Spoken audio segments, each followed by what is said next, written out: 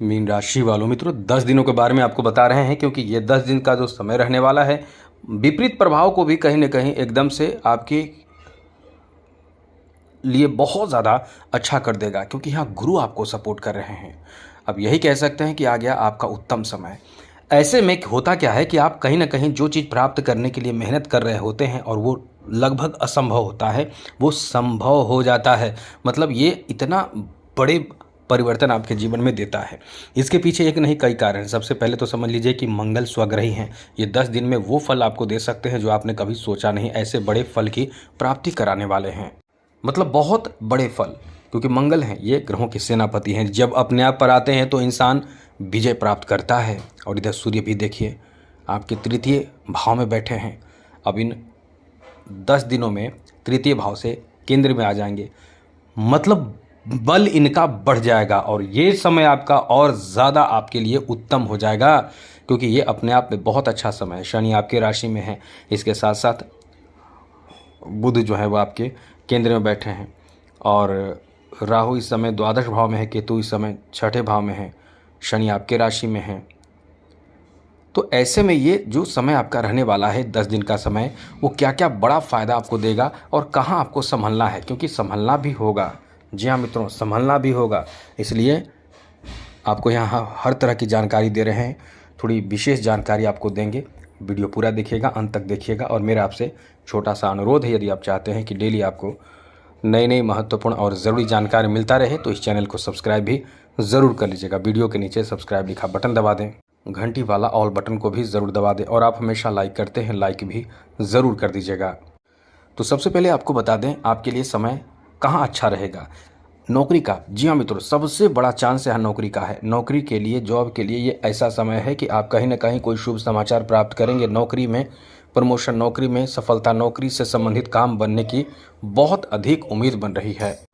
अब आपको बता दें कि कहीं ना कहीं ये समय आपके लिए इतना अच्छा रहने वाला है, यहाँ ऑफ़र भी आपको बहुत अच्छा मिलने वाला है। नौकरी में कई आपके काम बनेंगे और नए ऑफ़र भी आपको प्राप्त हो सकते हैं। बड़ी बात है कि इन 10 दिनों में सूर्य जो केंद्र में आ जाएंगे, उस समय आपके लिए बहुत ज़्यादा बेहतर स्थिति बनेगी। मतलब आप जितना सोचते हैं सरकारी क्षेत्र में फ़ायदे के लिए, जितना आप सरकारी क्षेत्र के लिए आप इच्छा रखते हैं काम बनाने और बनने के लिए, उससे कई गुना ज़्यादा आपका काम बनेगा।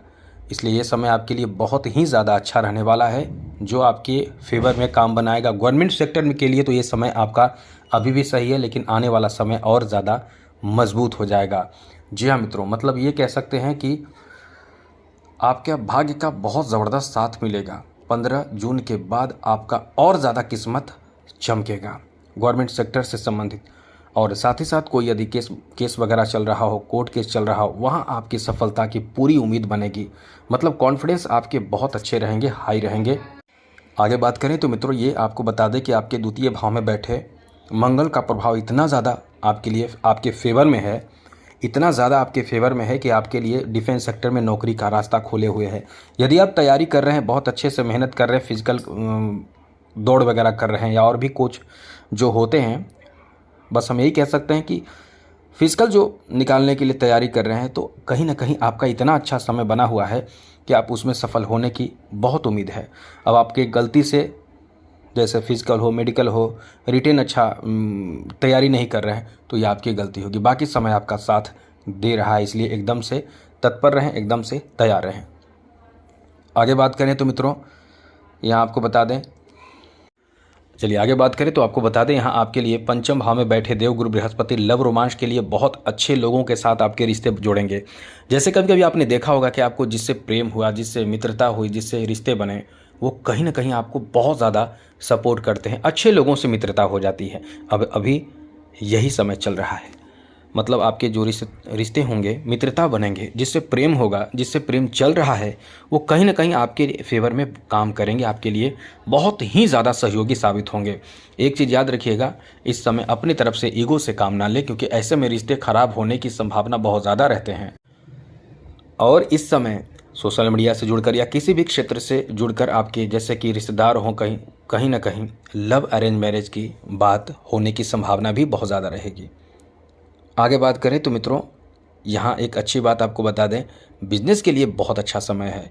क्योंकि केंद्र में बैठे बुध का प्रभाव बिजनेस के लिए बहुत ज़्यादा आपको फेवर में काम कराएगा। लेकिन एक चीज़ याद रखिएगा, आलस से बचें, क्योंकि जब प्रथम भाव में बैठते हैं शनि तो बहुत आलस देते हैं, बहुत नींद देते हैं, बहुत ज़्यादा आपके कॉन्फिडेंस को कम कर देते हैं। अब इस वजह से काम में बिगड़ता है, काम करने का इच्छा नहीं होता है, काम करने में घबराते हैं, काम करने के प्रति सोच कम होता है। तो इन सब चीज़ों से बचेंगे तो बिजनेस में आपको सफलता मिलेगा। इसलिए थोड़ी समझदारी बढ़ते सब आपके फेवर में होगा, आपके लिए अच्छा होगा। ये चीज़ ध्यान रखिएगा, ये हम नहीं कह रहे हैं, ज्योतिष शास्त्र कहता है कि प्रथम भाव का शनि, लग्न में जब शनि होते हैं तो इंसान को सुस्ती, आलस ये सब सताने लगता है। इसलिए थोड़े से इन चीज़ों को देखें, ध्यान रखें। और इसके लिए क्या करना होगा, खुद को एक्टिव रखना होगा।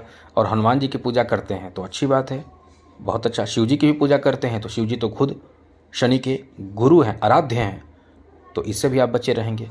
चलिए आगे बात करें तो मित्रों, आपको बता दें एक बड़ी अच्छी बात कि इस समय संतान से जुड़े शुभ समाचार आपको प्राप्ति का योग है, क्योंकि पंचम भाव संतान के भाव में देव गुरु बृहस्पति जब बैठ जाते हैं तो कहीं ना कहीं आपके लिए शुभ स्थिति बनाते हैं। अब आपकी गलती परेशानी में आपको डालता है, जैसे संतान को बहुत ज़्यादा डांट देना, संतान को पर बहुत ज़्यादा झल्लाना या केयर कम करना, ये आपकी गलती होती है। वरना आपके संतान को लेकर इतना अच्छा समय चल रहा है कि संतान कहीं ना कहीं आपको अपनी तरफ से गुड न्यूज़ दे सकते हैं। जैसे कि संतान किसी बड़ी उपलब्धि को हासिल कर ले, कोई बहुत बड़ा काम कर ले, कोई बहुत महत्वपूर्ण कार्य कर ले। इसलिए ये समय आपके संतान के लिए बहुत ज़्यादा शानदार, बेहतर और अनुकूल रहने वाला है। अब यहाँ थोड़ा संभलना होगा। संभलने वाली बात देखिए, राहु द्वादश भाव में जब भी रहे हैं आपके खर्च आपके हिसाब से ज़्यादा करा देते हैं, जिसके कारण आप मेंटली डिस्टर्ब होते हैं। वो खर्च कराते हैं जैसे कि किसी को खुश करने में, किसी को गिफ्ट देने में, किसी को अपने आपको दिखाने में कि बहुत बड़े आदमी हैं, या किसी तरह का कुछ किसी को प्रलोभन देने में आप बहुत खर्च करने लगते हैं। और ये खर्च आपके लिए चिंता का कारण बन जाता है और ये डिप्रेशन के शिकार आपको बना देता है। इसलिए द्वादश भाव का राहु जो है वो आपको खर्च कराएगा, इससे बचिए।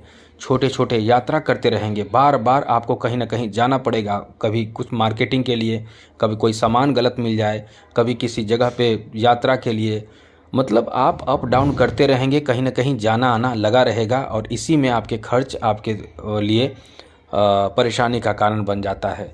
तो अभी भी आप इन चीज़ों से यदि गुजर रहे होंगे तो हम यही कहेंगे, माँ दुर्गा की आराधना करने से राहु की स्थिति बहुत शांत हो जाती है। माँ दुर्गा के 108 नामों का जप करते रहिए, आप निश्चित रूप से परेशानी से बचते रहेंगे। तो ये 10 दिन का जो समय है, इससे पहले से ही आपके साथ ऐसा समय चल रहा होगा कि बहुत ज़्यादा आप परेशान होंगे, बहुत ही ज़्यादा आप बेकार की यात्रा करते होंगे। लेकिन एक चीज़ याद रखिएगा, जितना ज़्यादा कोशिश आप इस समय यही करें, यात्रा जितना सीमित रखें उतना ही अच्छा रहेगा, खर्च जितना सीमित रखें उतना ही अच्छा रहेगा, वरना परेशानी आपके बढ़ेंगे। और बड़ी बात, आपके शत्रु के रूप में भी कुछ न कुछ, जैसे कि छठे भाव में बैठे केतु का प्रभाव जो है वो आपके लिए एक शत्रु का काम करेगा। जैसे कि आपके अपने लोग शत्रु बन जाएंगे, आपसे जो इच्छा रखेंगे वही नहीं आप करेंगे, क्योंकि आपको पता है कि जैसे कोई मांगे आपसे मीठा खाने का और आपको पता है कि उसे डायबिटीज़ है तो आप उसे नहीं देंगे, उसे मना करेंगे, अब आप शत्रु बन जाएंगे। यही काम इस समय होगा।